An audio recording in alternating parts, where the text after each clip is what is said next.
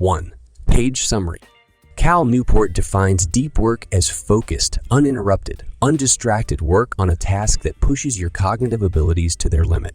In contrast, shallow work describes tasks that aren't as cognitively demanding, like answering emails and attending unproductive meetings. These tasks don't create much value, and anyone can do them. Some of Newport's contemporaries refer to deep work and shallow work as reflective work and reactive work. However, regarding some tasks, the boundary between reflective and reactive can be confused. For example, you may think that because emails require you to reflect on an adequate response, they count as reflective work, though they're shallow work by Newport's definition. Over the past decades, the economy has moved away from brute force labor to analyzing and applying information. Newport explains that skills that succeed in the modern economy, like complex problem solving, data analysis, and computer programming, require deep work to learn and execute. He argues that your ability to do deep work will determine how much you thrive in the information economy. Ironically, the same technologies that built the information economy are depleting our ability to do deep work. Phones, emails, and addictive apps pull us away every few minutes. Thus, at a time when deep work is most important, it's also most difficult. These ideas aren't new. Peter Drucker's The Effective Executive, published in 1966, discusses the rising knowledge economy. Drucker's best practices for standing out in the knowledge economy align closely with several deep work practices we'll explore later in this guide, such as cutting out time, wasting activities, scheduling tasks into uninterrupted blocks of time, and focusing on one task at a time. This guide is divided into two parts. First, we'll cover the three foundational ideas of deep work and learn about its benefits. Then, we'll explore practices that will help you create a supportive environment for engaging in deep work. Idea 1. Deep work is important. Newport argues that deep work allows you to do two things critical to your performance in the information economy. Learn and master new skills.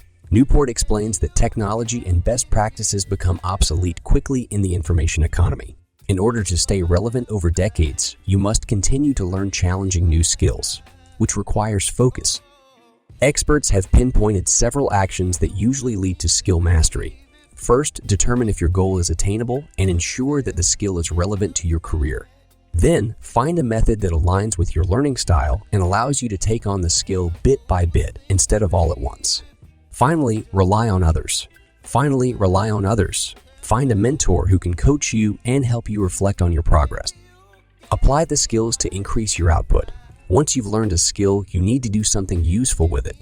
Consider the simple rule: high-quality work produced in time spent X intensity of focus.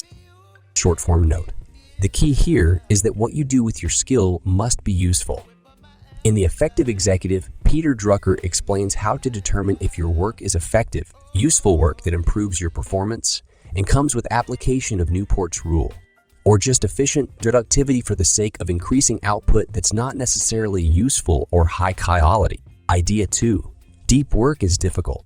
Newport explains that deep work is difficult because our world bombards us with near constant distractions. He outlines three major ways that modern workplaces derail workers' ability to engage in deep work. Open floor plans. Open floor plans were meant to increase collaboration. But Newport explains that they're a continuously distracting environment, where every conversation is heard and one person can disrupt dozens of people before the COVID-19 pandemic. Many companies were already starting to rethink their open floor plans, finding that putting so many employees in a shared space was creating too much distraction. For these companies, the pandemic highlighted the heightened risk of disease transmission in open shared spaces and accelerated their decision to leave open floor plans behind. Instant communication. With instant messaging tools like Slack and texting, people can interrupt your work on demand. According to Newport, as a result of this, we stop being deep thinkers and become human network routers. We'll look at actionable steps to make instant messaging less distracting in the section on building your deep work environment, for instance, using the platform's features to notify senders that you won't be responding immediately. Social media. On social media platforms, conversations continue endlessly, 24/7. The new content you see always seems novel and productive, but it doesn't move you closer to the major things you really care about. The addictive quality of social media is due to our attraction to variable rewards. rewards that happen at random times, rather than in a predictable pattern. You can't predict which refresh of your newsfeed will reward you with interesting information or likes, so the action never loses its appeal. Idea 3. Deep work is fulfilling. Shallow work is deceptively bad because it feels productive and meaningful. Answering emails feels like you're doing something. Staying on top of the office conversation in Slack makes you feel updated on what's going on. In contrast, Newport says deep work actually moves you meaningfully toward happiness and fulfillment. Deep work is when you're most capable of tackling your thorniest problems. Because these problems often yield the largest rewards, deep work is often far more rewarding than shallow work. Newport mentions in an interview that he didn't originally intend to include a chapter on the fulfilling aspect of deep work. However, as his research went on, he found so many accounts of people whose deep work practices led to a deeper sense of happiness and fulfillment in their work. He felt that he needed to include it. Newport explains that the fulfillment that comes from doing deep work aligns closely with Mihaly Csikszentmihalyi's ideas on flow. Csikszentmihalyi, psychologist and author of Flow, found that when people concentrate on a worthwhile task that pushes them to their cognitive limit, they experience a state of flow or a sense of contentment and purpose. Because flow occurs when you're working hard at something you believe is important, it naturally would be more likely to happen when you're doing deep work in support of your goals than when you're scrolling through Reddit comments. Practice 1. Plan out time for deep work. After establishing what deep work is and why it's important, Newport moves on to explain different ways to make deep work practices part of your life. The first step is carving out time that you'll dedicate to deep work. He warns that it's difficult to simply will yourself to do deep work on demand. It's more effective to approach deep work with structure, habit, and discipline. In other words, to make deep work a practiced ritual. The 4 types of deep work scheduling. If you make deep work a ritual or habit, you no longer have to employ your willpower to overcome distraction. Newport says it's most effective to set time aside specifically for focusing on deep work. To be successful at doing deep work in the long term, you'll have to try out different schedules to see what best fits your lifestyle and needs. Newport offers 4 types of deep work schedules for consideration, each with different time requirements and efficacy. Schedule Type 1. Seclusion. Remove as many shallow work tasks from your life as possible. Spend nearly all your time on deep work. Example: some authors go off the grid and aren't reachable by email or through social media. All correspondence comes in by postal mail or through their editor. The advantage of this schedule is that you get extended periods of deep work. It becomes your default working style, not something you have to plan for. However, this isn't feasible for most people given the requirements of their careers. This schedule requires you to avoid all shallow tasks, though often these tasks are a necessary part of life. To handle this, you'll have to learn the essential skill of delegation.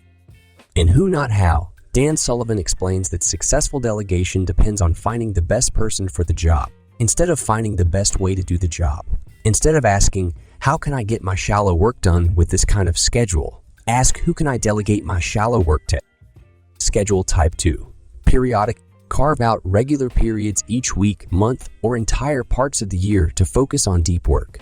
The book stresses that the period should be at least 1 full day to reach the maximum intensity of deep work.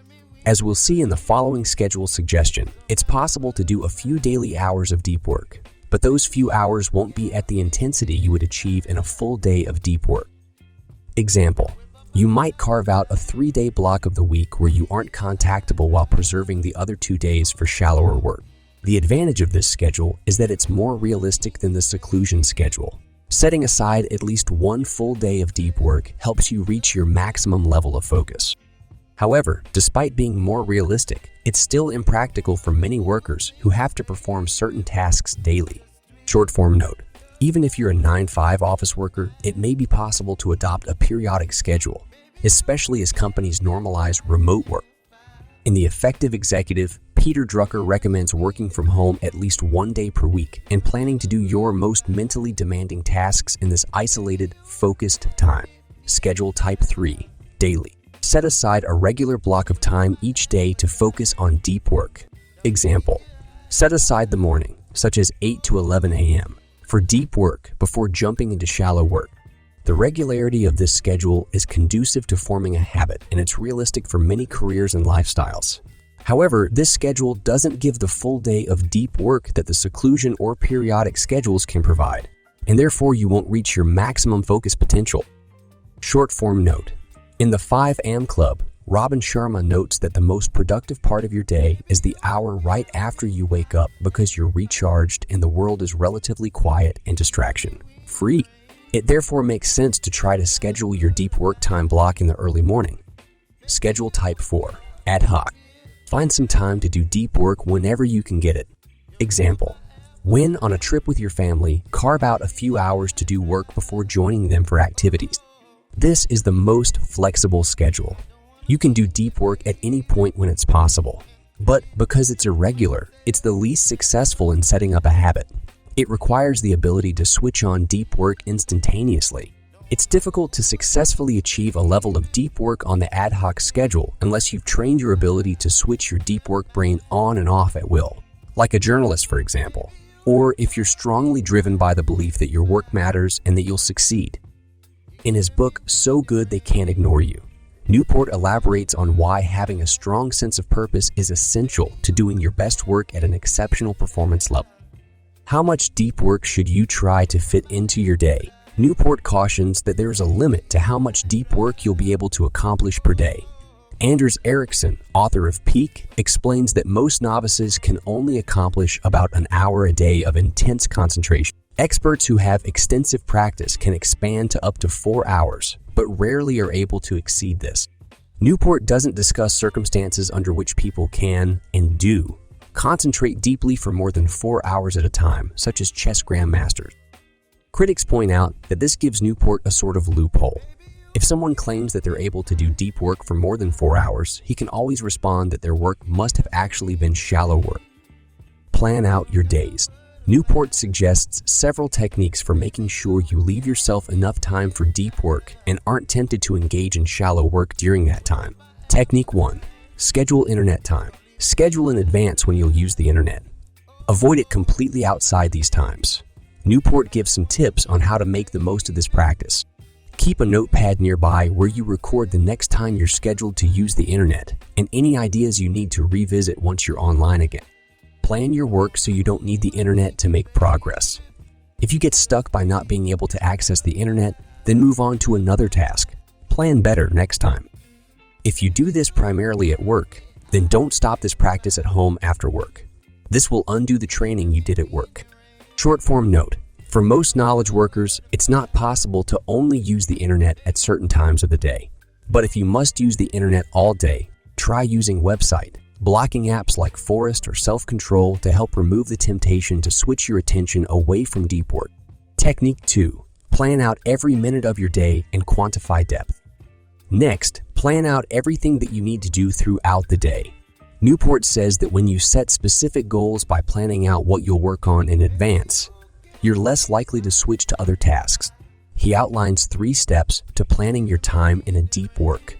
Supporting way, plan your tasks. Think about the tasks that you need to complete and note what time you plan to complete them. Newport recommends breaking down your tasks into half-hour blocks, making sure to schedule buffer blocks to handle emergencies or tasks that run over their allotted time. In 2020, Newport released the Time Block Planner, which helps guide readers to create schedules broken down into half-hour increments and in alignment with their goal. Quantify depth. He then says to estimate and note the deep work complexity of each task. As a rule of thumb, imagine how long it would take to train a smart college grad to do the task. The more time, the deeper the work. This heuristic doesn't always work if you've built up a skill to the point that it's routine. For instance, a surgeon operating may not consider a certain procedure deep work. Once you've finished quantifying the depth of your day's tasks, look over your schedule. If your day is full of shallow tasks, Newport urges you to consider how you can replace those with deeper work. Reflect on and tweak your schedule. Newport suggests reviewing the accuracy of your time blocks at the end of each day. This will help you set more accurate goals and expectations in the future. You may feel discouraged if you aren't able to follow your schedule or give in to distraction. Niriyal addresses this feeling in Indistractable. He explains that it's essential to think of your schedule as an evolving experiment that you probably won't get right on the first try. Instead of stressing out, think of ways to build a schedule better aligned with your needs. Technique 3. Set ambitious deadlines. Give yourself intense deadlines that will force you to concentrate at the limit of your ability. Newport recommends estimating how long you'd normally schedule for the task, then cut down the time drastically and set it as your deadline. Intense deadlines not only force you into focus mode, but can actually make your work better. When you set an ambitious deadline, you create a moderate amount of emotional arousal, which, according to the Yerkes, Dodson law, is where you achieve peak performance. In other words, people really do work best under pressure. Practice 2. Build your deep work environment. In addition to scheduling time for deep work, Newport encourages you to build an environment that supports deep work by reducing distraction triggers. Step 1. Create a deep work only environment. Newport suggests designating a deep workspace where you go only to do deep work, like a conference room, the library, or an office in your home. Compartmentalizing your location this way will cement the habit of deep work more strongly. In Atomic Habits, James Clear discusses the power of using environmental cues to trigger desirable behaviors. Try adding environmental cues to your space. For example, lighting a specific candle each time you start working. Over time, your brain will associate these cues with deep work, and you'll more easily enter a focused state of mind. Step 2. Get rid of distractions. Newport points out that a key to spending more time in deep work is to avoid distractions that take you out of deep work. You may think that it's not necessary to cut out potential distractions, instead opting for simple management techniques like placing your phone face down to avoid looking at notifications. However, studies show that when working on the computer, people become distracted, on average, every 40 seconds. Even if your phone is face down on your desk, it's still an available distraction to reach for. Floor plan. Newport argues that the ideal office floor plan is the hub and spoke model, in which central hubs, such as meeting rooms, break areas, and cafeterias, allow for communal work and serendipitous meetings and branch off into spokes that lead to quiet, private places for people to do deep work. While Newport suggests this model as a solution to the trend of open floor plans, he doesn't give any type of workaround for those who have no control over the layout of their workspace. An indistractable Near Eyal suggests that workers who may find themselves in a distracting workspace can try creating visual cues to show others that they need to be left alone. This may look like a certain hat you wear when you're in deep work mode or a small "do not interrupt" sign on top of your monitor. Social media. Newport says that social media is insidious in that it seems like you're doing productive things when really the gains are minor. To begin managing the way you use tech, Newport suggests taking the following steps to examine each of your tech tools in regard to their benefits and costs. This will help you see which tools are worth your time and which aren't. List your goals. Make a list of your most important goals, professional and personal, and then list the 2 or 3 activities that help you progress most toward these goals. Newport notes that these activities should be specific enough to give you direction, but general enough to be repeatable. Short form note. Your goal. Supporting activities can include social media. For example, Newport may claim that journalists and authors on social media are wasting their time. But these days, establishing a presence on social media is an essential part of marketing for authors trying to break into the industry. Examine your tech tools. For each of your major tools, for example, Facebook, Twitter, and Reddit, describe how they contribute or don't contribute meaningfully to your important goals. Short form note. To fully understand a tech tool's effect on you and your goals, you must be honest with yourself about why you're using the tool. Research shows that your intent in using social media determines how negatively or positively it will affect your well-being. Those who use social media to check out what others are up to develop negative well-being due to constant comparison, while those who use social media to chat with their friends develop positive well-being due to strengthened social bonds. Try quitting. If you're on the fence about how much you need a tool, do an experiment. Quit for 30 days and see what happens.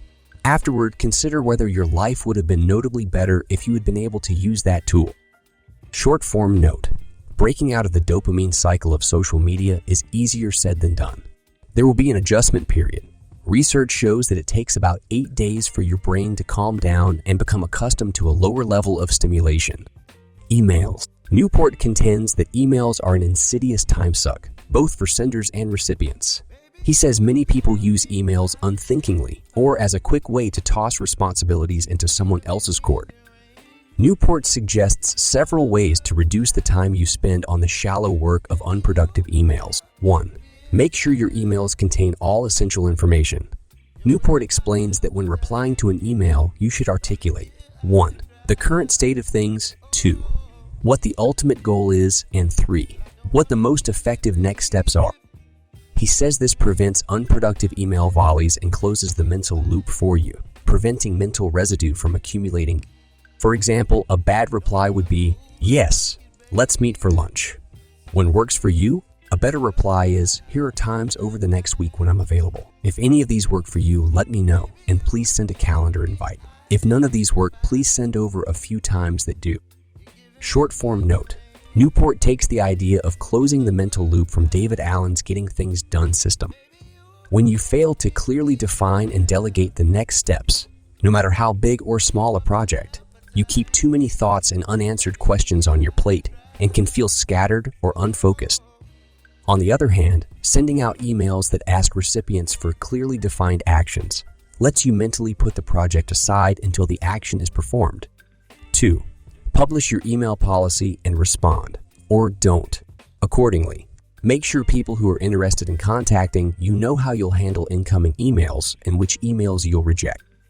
Newport suggests a clear message such as, "Please only contact me via email if you have a speaking engagement, collaboration, or introduction that you think I may be interested in. Please know that I may not reply unless it's a good fit for my schedule and interest." Short form note. Newport's practices aren't one size fits all. While they might work for some knowledge workers, professors, authors like Newport, most knowledge workers aren't in a position to tell others what they will and won't respond to. You can, however, simply slow down your response times, as suggested by Nir Eyal. He explains that humans have an innate need to imitate one another. If you reply quickly to a colleague, they'll reply quickly to you. Consciously slowing down this exchange means you'll receive fewer emails, and the emails you do get will be more thoughtful. By taking the pressure of a quick response off the other party, you allow them time to think through their response. Practice 3. Train your focus. As discussed, most beginners can only do about an hour of deep work at a time, but you can train your brain to focus for longer and longer stretches. Newport offers several techniques for this. 1. Let boredom happen. Newport points out that most people, in idle moments like waiting in line, reflexively pull out their phones for a quick scroll through social media or their texts. He says that by always filling in these low stimuli moments with a high stimuli activity, you deplete your brain's ability to tolerate boredom. Even if you set aside time for deep work, you won't be able to do the work during that time unless you strengthen your brain's focus muscles. He suggests consciously letting yourself be bored in low stimuli moments. For example, if you're waiting outside of a bar for your friend, consciously resist taking your phone out. Instead, just sit still and take in whatever's going on around you. Short form note. Comedian Bo Burnham explores our toxic dependency on the internet's endless dopamine supply and entertainment in his song, "Welcome to the Internet." He describes the internet as a little bit of everything, all of the times that we've become addicted to by design, resulting in a world in which boredom is a crime. Warning: crude language. 2. Define metric success. Newport suggests creating a clear metric by which you can define the success of your deep work practices. This practice helps keep you focused on doing your work rather than on what you should be doing with your time or wondering if your results are enough. For example, you might set a goal to write 500 words every 30 minutes.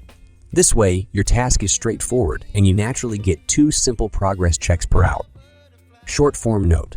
In How to Stop Worrying and Start Living, Dale Carnegie says that setting small goals or challenges makes work a bit like an enjoyable game and prevents you from becoming bored or zoning out. For example, if you're coming up on 30 minutes with only 400 words written, you'll likely find finishing those last 100 words an interesting challenge. Practice 4. Make the most of your focus time. Once you have the schedule and the environment, you must actually do deep work. Newport offers several suggestions to make the most of your focus time. The 4 disciplines of execution.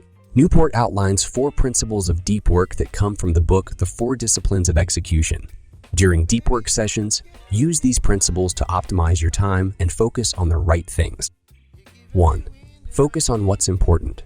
When choosing what to work on, figure out what things have the largest impact. Then, instead of trying to say no to trivial distractions, simply say yes to the most important task or goal. This process helps crowd out shallow tasks that don't support your goals. In Built to Last, Jim Collins outlines steps to creating big, hairy, audacious goals or bags. He urges you to create goals that are clear, push you outside your comfort zone, and are aligned closely with your core values. 2. Use the right metrics. The most useful metrics in deep work are leading metrics, or metrics you can use in real time to tweak what your result will be. For example, Newport suggests leading metrics like the number of pages you've written or the number of new ideas you've generated. These give real-time feedback that helps you see how effective you are at deep work. In contrast, a lagging metric would be how many papers you've published at the end of 2021. At that point, you can't go back and change your behavior in order to publish more papers in the year. Short-form note: the authors of the 4 Disciplines of Execution warn that leading metrics are more difficult to measure than lagging metrics. For example, it's easier to measure how much you weigh, a lagging metric, than it is to measure how many calories you're eating, a leading metric. You'll have to make a habit of collecting data on your leading metrics. 3. Keep your metrics visible. Making your leading metrics visible will motivate you to keep up the habit and allow for more frequent celebration of successes. Newport suggests keeping a physical display in the workspace that shows your leading metric, like a small whiteboard where you mark off hours spent in deep work. Short-form note: studies show that continuously celebrating small achievements and feeling a sense of progress is a fairly easy way to boost your overall happiness. This is important because the strongest indicator of productivity is the way you feel. Research reveals that when you feel positively toward your work, your productive performance naturally increases. 4. Create accountability where possible. Periodically analyzing your deep work will keep you honest about how well you lived up to your goals. Newport explains that this exercise will show you where you can improve. He suggests setting up a weekly review to see what you've achieved in the past week and make a plan for the coming week. If you've had a negative week, make changes to your schedule to cut out factors that led to it. Short-form note: if you struggle with making behavioral changes based on a review of your own behaviors, you might try adding a more social aspect to your accountability practices. An Indistractable Nir Eyal recommends social pre-commitments, which make it harder for you to perform undesirable behaviors. For example, you might make a pre-commitment to have someone else review each week's deep work report. You're more likely to stay away from shallow work and focus on hitting your goals because of the added pressure of being watched by someone else. Learn to say no to shallow work. Newport warns that, like most knowledge workers, you'll face invitations to partake in various forms of shallow work, such as meetings, committees, and travel. He suggests saying no to this shallow work by providing a vague enough response that the requester cannot find a loophole that they could use to get you to say yes. For example, you might say, "Sounds interesting, but I can't make it because of schedule conflict," or "Thank you for inviting me, but I won't be able to make it." Short-form note: critics point out that in many industries, it's important for each team member to contribute to the group. It's unfair to expect others to take on shallow tasks while you refuse to do them. Newport's role as a professor isn't an exception to this expectation. Joining committees, networking, and doing other shallow tasks are becoming increasingly vital parts of finding employment in academia. Ritualize your workday shutdown. To fully get your mind off work and relax, Newport suggests creating a shutdown ritual. He says this ritual should help you check your work for anything you forgot and plan your next day's work. For example, you could check your emails for any last urgent items, update your to-do list, check your calendar for upcoming deadlines, and say, "all done," or a similar phrase to explicitly mark the end of the workday. Short-form note: you may want to add reflective time into your workday shutdown. Research shows that employees who spend 15 minutes at the end of their workday reflecting on what they learned during the day perform about 23% better in their work than those who don't take time for reflection. Newport stresses that an important benefit of the end-of-day ritual is that it helps reassure you that things will be fine when you shut down. When you create a shutdown ritual, instead of feeling anxious about unfinished tasks, you'll feel confident that all the important tasks are accounted for and that you'll make meaningful progress the next day. This gives you more time to fully relax in your time off from work. Short form note: this ritual also sets clear boundaries between work and not work, which is especially important as more knowledge workers fall into the trap of overworking when working from home.